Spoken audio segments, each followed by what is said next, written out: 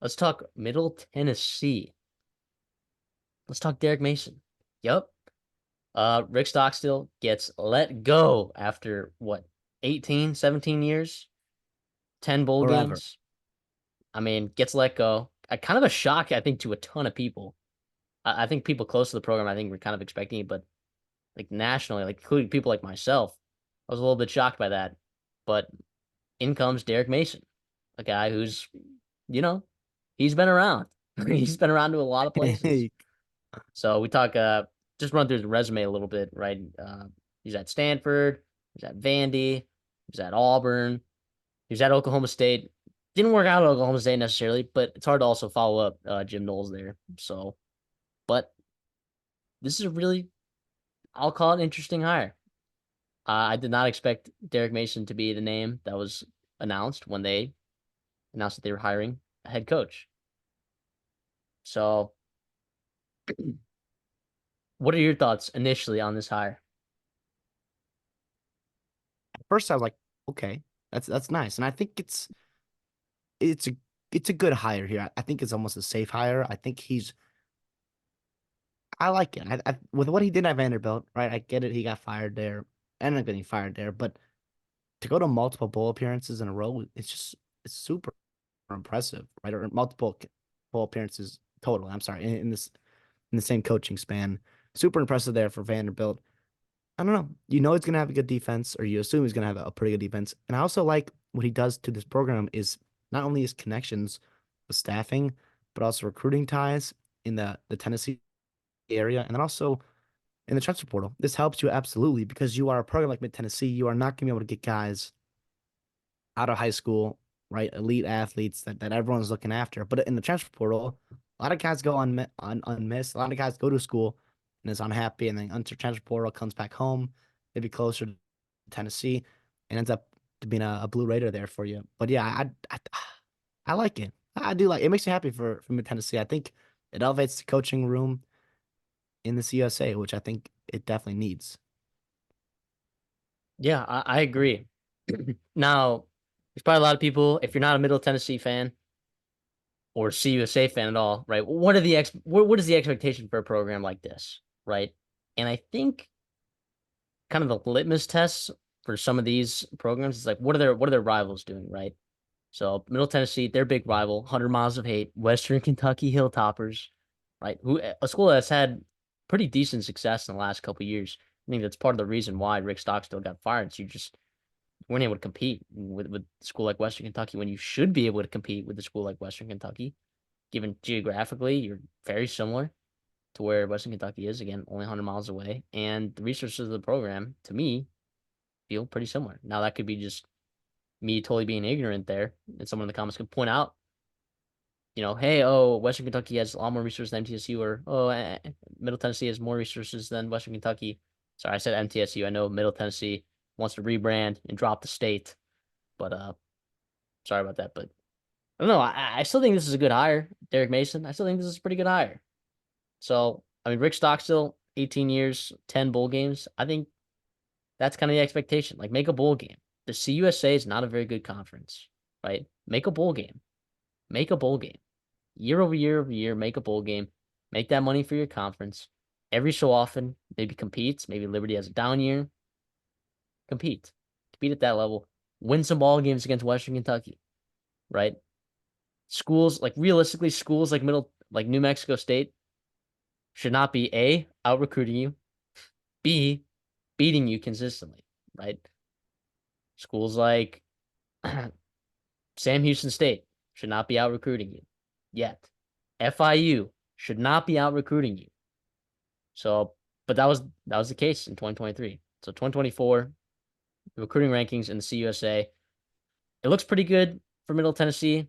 They Liberty's one, Western Kentucky's two, FIU's three, Louisiana Tech's four, Sam Houston's five, Middle Tennessee State six. I just look. I hope uh I hope all is well for Derek Mason. I still think he's a pretty good coordinator. I think there's some unnecessary hate that kind of comes in there, but I still think he's pretty solid. I think, like you For said, he'll sure. he'll he'll bring in a really good coaching staff, and I think he's gonna bring in talent. So I if that's what you're asking for this program, I think Derek Mason was a pretty good hire. He's already started to do that with his staff there, bringing in some guys with his connections from Oklahoma State. He brings in the strength coach there, Jamie Blatnick. You got the secondary coach, Bryce Lewis, who played under Derek Mason at Vanderbilt, also coached under him at Auburn and Oklahoma State.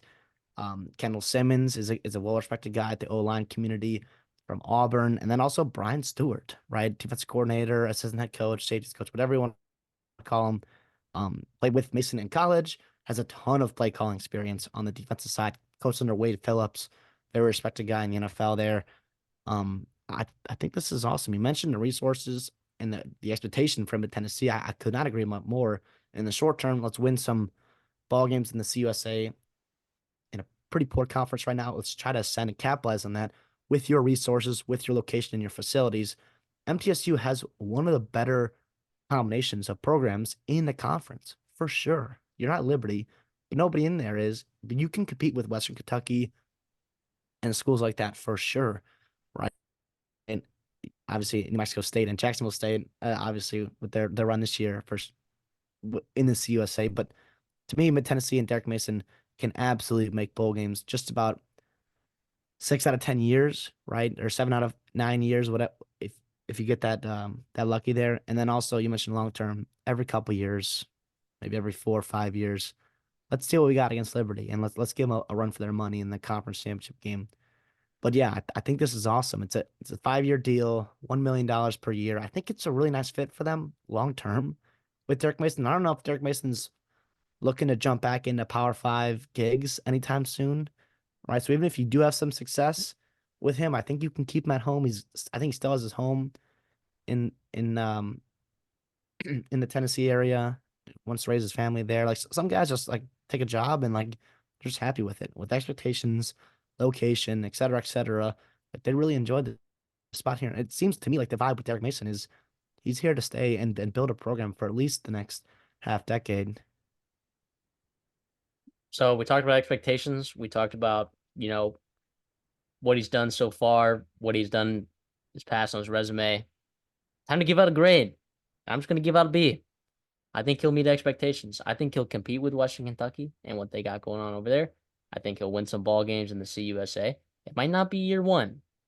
It might not be year one, but honestly, it probably can be year one because of that schedule that they have. Like, oh my gosh, you can win just about any game that you play, aside from those, Power Five buy-in games that they have.